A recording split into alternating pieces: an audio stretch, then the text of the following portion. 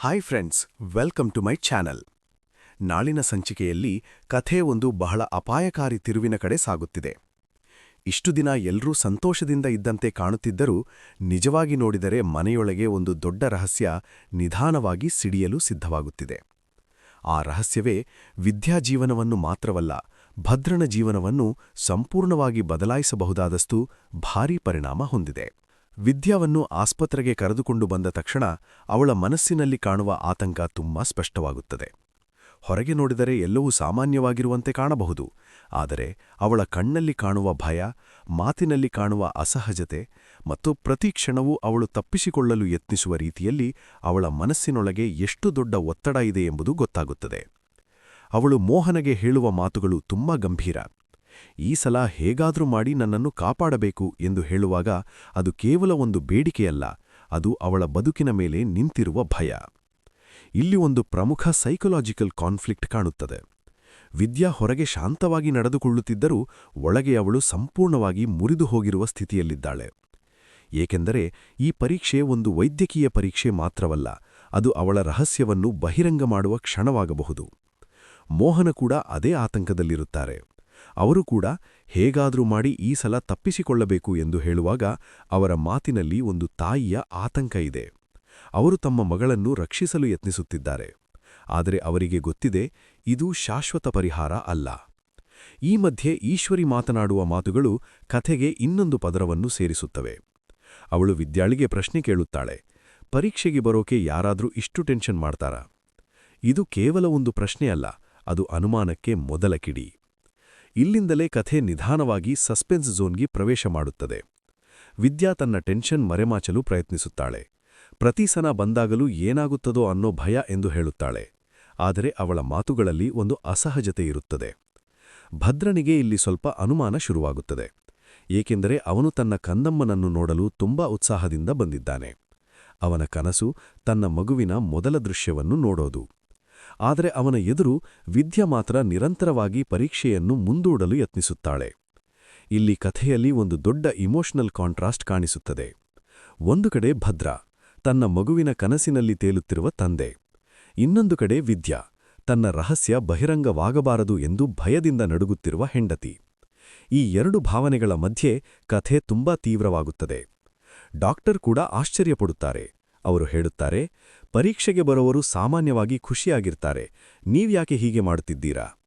ಈ ಪ್ರಶ್ನೆ ಕೇಳಿದ ಕ್ಷಣ ಭದ್ರನ ಅನುಮಾನ ಇನ್ನೂ ಹೆಚ್ಚಾಗುತ್ತದೆ. ಇದಕ್ಕಷ್ಟರಲ್ಲಿ ಕಥೆ ಮತ್ತೊಂದು ಅಚ್ಚರಿಯ ತಿರುವು ಪಡೆಯುತ್ತದೆ.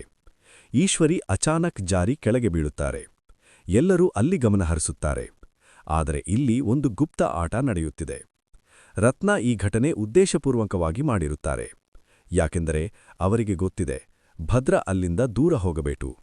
ಆಗ ಮಾತ್ರ ವಿದ್ಯಾ ಮತ್ತೆ ಪರೀಕ್ಷೆಯಿಂದ ತಪ್ಪಿಸಿಕೊಳ್ಳಬಹುದು.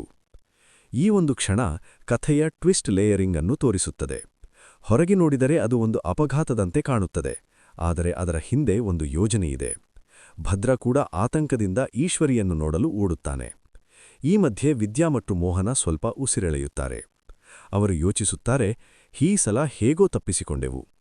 ಆದರೆ ಅವರ ಮನಸ್ಸಿನಲ್ಲಿ ಇನ್ನೊಂದು ದೊಡ್ಡ ಪ್ರಶ್ನೆ ಹುಟ್ಟುತ್ತದೆ, ಮುಂದಿನ ಸಲ ಏನು ಮಾಡೋದು?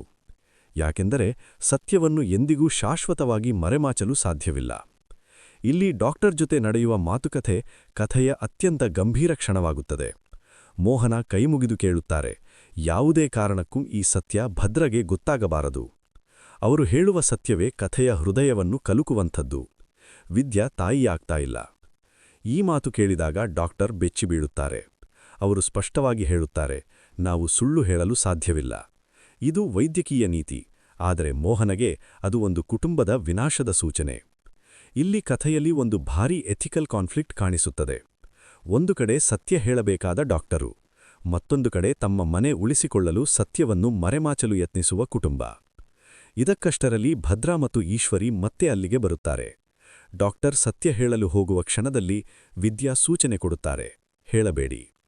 ಈ ಕ್ಷಣ ತುಂಬಾ ತೀವ್ರವಾಗಿರುತ್ತದೆ, ಏಕೆಂದರೆ ಒಂದು ಮಾತು ಹೊರಗೆ ಬಂದರೆ ಎಲ್ಲವೂ ಮುಗಿಯಬಹುದು. ಡಾಕ್ಟರ್ ಕೂಡ ಕ್ಷಣಕಾಲ ಯೋಚಿಸಿ ಕೊನೆಗೆ ಸುಳ್ಳು ಹೇಳುತ್ತಾರೆ, ಎಲ್ಲವೂ ಸರಿಯಾಗಿದೆ. ಈ ಮಾತು ಕೇಳಿದ ಕ್ಷಣದಲ್ಲಿ ವಿದ್ಯಾ ಮತ್ತು ಮೋಹನ ಉಸಿರೆಳೆಯುತ್ತಾರೆ. ಆದರೆ ಈಶ್ವರಿಯ ಮನಸ್ಸಿನಲ್ಲಿ ಅನುಮಾನ ಇನ್ನೂ ಹೆಚ್ಚಾಗುತ್ತದೆ. ಭದ್ರ ಮಾತ್ರ ಸಂತೋಷದಿಂದ ಮನೆಗೆ ಹೊರಡುತ್ತಾನೆ. ಆದರೆ ಅವನು ಒಂದು ಮಾತು ಹೇಳುತ್ತಾನೆ, ಮುಂದಿನ ಸಲ ನಾನು ಮಾತ್ರ ನಿನ್ನ ಜೊತೆ ಬರ್ತೀನಿ. ಈ ಮಾತು ಕಥೆಗೆ ಮುಂದಿನ ದೊಡ್ಡ ಅಪಾಯದ ಸೂಚನೆ. ಮುಂದಿನ ಸಂಚಿಕೆಗಳಲ್ಲಿ ಏನಾಗಬಹುದು? ಈಶ್ವರಿ ಈಗಾಗಲೇ ಅನುಮಾನ ಪಡಲು ಶುರು ಮಾಡಿದ್ದಾಳೆ. ಮುಂದಿನ ದಿನಗಳಲ್ಲಿ ಅವಳು ಖಂಡಿತವಾಗಿ ಸತ್ಯ ಹುಡುಕಲು ಪ್ರಯತ್ನಿಸುತ್ತಾಳೆ. ಅವಳು ಸ್ವತಃ ಆಸ್ಪತ್ರೆ ಹೋಗಿ ಡಾಕ್ಟರ್ ಜೊತೆ ಮಾತನಾಡುವ ಸಾಧ್ಯತೆಯಿದೆ. ಒಮ್ಮೆ ಸತ್ಯ ಹೊರಗೆ ಬಂದರೆ ಭದ್ರನ ವಿಶ್ವಾಸ ಸಂಪೂರ್ಣವಾಗಿ ಒಡೆಯಬಹುದು. ಆ ಕ್ಷಣದಲ್ಲಿ ಕಥೆ ಒಂದು ದೊಡ್ಡ ಸ್ಫೋಟದಂತೆ ಬದಲಾಗಬಹುದು. ಭದ್ರಾ ಮತ್ತು ವಿದ್ಯಾ ನಡುವೆ ಈಗ ಇರುವ ಪ್ರೀತಿ ಸತ್ಯ ಹೊರಗೆ ಬಂದ ನಂತರ ಉಳಿಯುತ್ತದಾ? ಅಥವಾ ಈ ರಹಸ್ಯವೇ ಅವರ ಸಂಬಂಧವನ್ನು ಮುರಿಯುತ್ತದಾ? ಇದು ಮುಂದಿನ ಸಂಚಿಕೆಗಳಲ್ಲಿ ನೋಡಬೇಕಾದ ಅತ್ಯಂತ ದೊಡ್ಡ ಪ್ರಶ್ನೆ. ಹಾಗೆ ಫ್ರೆಂಡ್ಸ್, ಇಂದಿನ ವಿಡಿಯೋ ಇಲ್ಲಿಗೆ ಮುಕ್ತಾಯ. ನಾಳಿನ ಸಂಚಿಕೆಯಲ್ಲಿ ನಡೆಯೋ ಟ್ವಿಸ್ಟ್ ನೋಡಿದ್ರೆ ಕಥೆ ಇನ್ನೂ ಹೆಚ್ಚು ಇಂಟ್ರೆಸ್ಟಿಂಗ್ ಆಗೋದು ಖಂಡಿತ. ವಿಶೇಷವಾಗಿ ವಿದ್ಯಾ ಸತ್ಯ ಯಾವಾಗ ಹೊರಗೆ ಬರುತ್ತೆ, ಭದ್ರಗೆ ನಿಜ ಗೊತ್ತಾದ್ಮೇಲೆ ಏನಾಗುತ್ತೆ ಅನ್ನೋದು ನೋಡೋದು ತುಂಬಾ ಕುತೂಹಲಕರ. ಈ ವಿಡಿಯೋ ನಿಮಗೆ ಇಷ್ಟವಾಗಿದ್ರೆ ತಪ್ಪದೇ ಲೈಕ್ ಮಾಡಿ, ಶೇರ್ ಮಾಡಿ ಮತ್ತು ನಿಮ್ಮ ಅಭಿಪ್ರಾಯವನ್ನು ಕಮೆಂಟ್ನಲ್ಲಿ ಹೇಳಿ. ಇನ್ನೂ ನೀವು ನಮ್ಮ ಚಾನಲ್ಗೆ ಸಬ್ಸ್ಕ್ರೈಬ್ ಮಾಡಿಲ್ಲ ಅಂದ್ರೆ ಈಗಲೇ ಸಬ್ಸ್ಕ್ರೈಬ್ ಮಾಡಿ ಮತ್ತು ಪಕ್ಕದಲ್ಲಿ ಕಾಣಿಸುತ್ತಿರುವ ಬೆಲ್ ಐಕಾನ್ ಕ್ಲಿಕ್ ಮಾಡಿಕೊಳ್ಳಿ. ಆಗ ಮುಂದಿನ ದಿನಗಳಲ್ಲಿ ಬರುವ ಮುದ್ದು ಸೊಸೆ ಸೀರಿಯಲ್ನ ಎಲ್ಲಾ ಹೊಸ ಅಪ್ಡೇಟ್, ಟ್ವಿಸ್ಟ್ ಮತ್ತು ಎಕ್ಸ್ಪ್ಲನೇಷನ್ ವಿಡಿಯೋಗಳು ನಿಮಗೆ ತಕ್ಷಣ ಸಿಗುತ್ತವೆ. ಧನ್ಯವಾದಗಳು ಫ್ರೆಂಡ್ಸ್. ಮತ್ತೆ ಮುಂದಿನ ವಿಡಿಯೋದಲ್ಲಿ ಭೇಟಿಯಾಗೋಣ. ಲವ್.